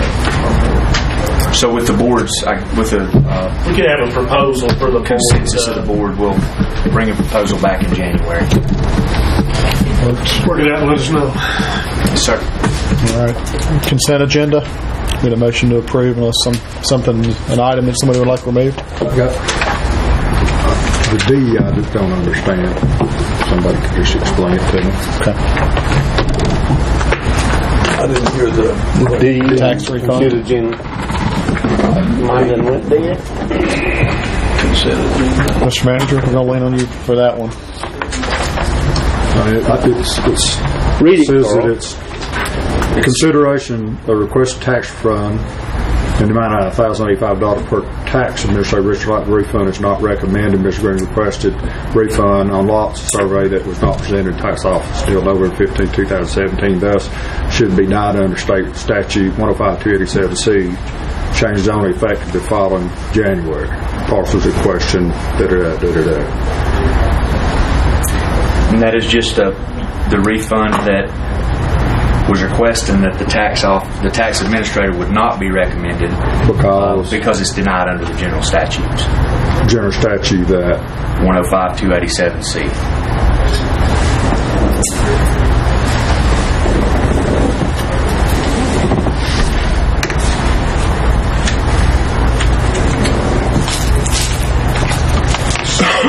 is it even here if we're not doing it? You are doing it by approving the consent agenda. Yeah, this is a request that is being made to the Board of Commissioners. Only the Commissioners can grant the action being requested. Okay. So we're going to go against the recommendation from Mr. Leitner. No, you're approving his request not to refund. Okay. By general approving statute. the consent agenda. Okay.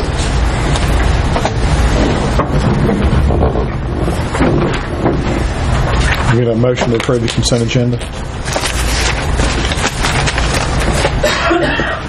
Make a motion to approve the consent agenda as presented. We got a motion. Get a second.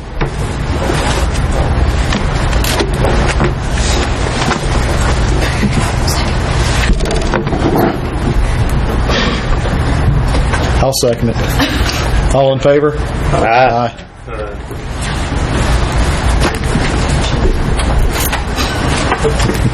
Guys? Sarah, now we have appointments. Community funding pool. I think it was Robert E. Smith. Is that? Community funding pool would be Karen Stywinner for the Community Foundation. Excellent. Motion to approve, Ms. Steinwinner. Second. All in favor? Could have a brief closed session. Oh, I'm sorry. Go ahead. Closed session. Preserve the attorney-client privilege. Any action following? I do not believe so. And we will be adjourning until January. Next year. Next year. See you next year. See you next year. Highlands Rotary Club? Yes. That's Mountaintop, the Highlands. So are you aware that you guys donated $6,200 to the Highlands Media Center, Highlands School Media Center? There is no other member that I asked for a comment for. The school board approved it last night. You guys did it. I don't know who did it, but somebody at the Highlands Rotary Club did it. They said it wasn't Mountaintop, it was Highlands. And every member, me and Kim, have asked today. They have no idea about it. Haven't heard. Okay. No, I had a request from the Highlands that somebody from the Rotary Club gave me. The president of the Rotary Club gave me reference to some new cabinets at the Highlands Media Center, which I gave to Dr. Baldwin. So with their approval, I don't know what's going to happen. That's as far as I've heard. They did. They approved it last night, and so they approved like nobody from the Highlands Rotary Club gave me a comment about how they were pleased to do it. Yeah, they were pleased to donate the cabinet. So. I haven't heard. Okay. And it wasn't mentioned today. You still married? I am still married. Good person too. Yes, sir. He got a good. He can verify what I'll leave. Yeah. You just go for that, or He's a good one. Meeting today. So. And a beautiful boy. you just go for that? If we make that motion, go into closed session. I wasn't. I mean, you do it now. Either they going to participate or go home. Motion to go into closed session. Got a motion to go into closed session by Higdon. Second by Gillespie. All in favor? Hello, Michael. It was just over my head there.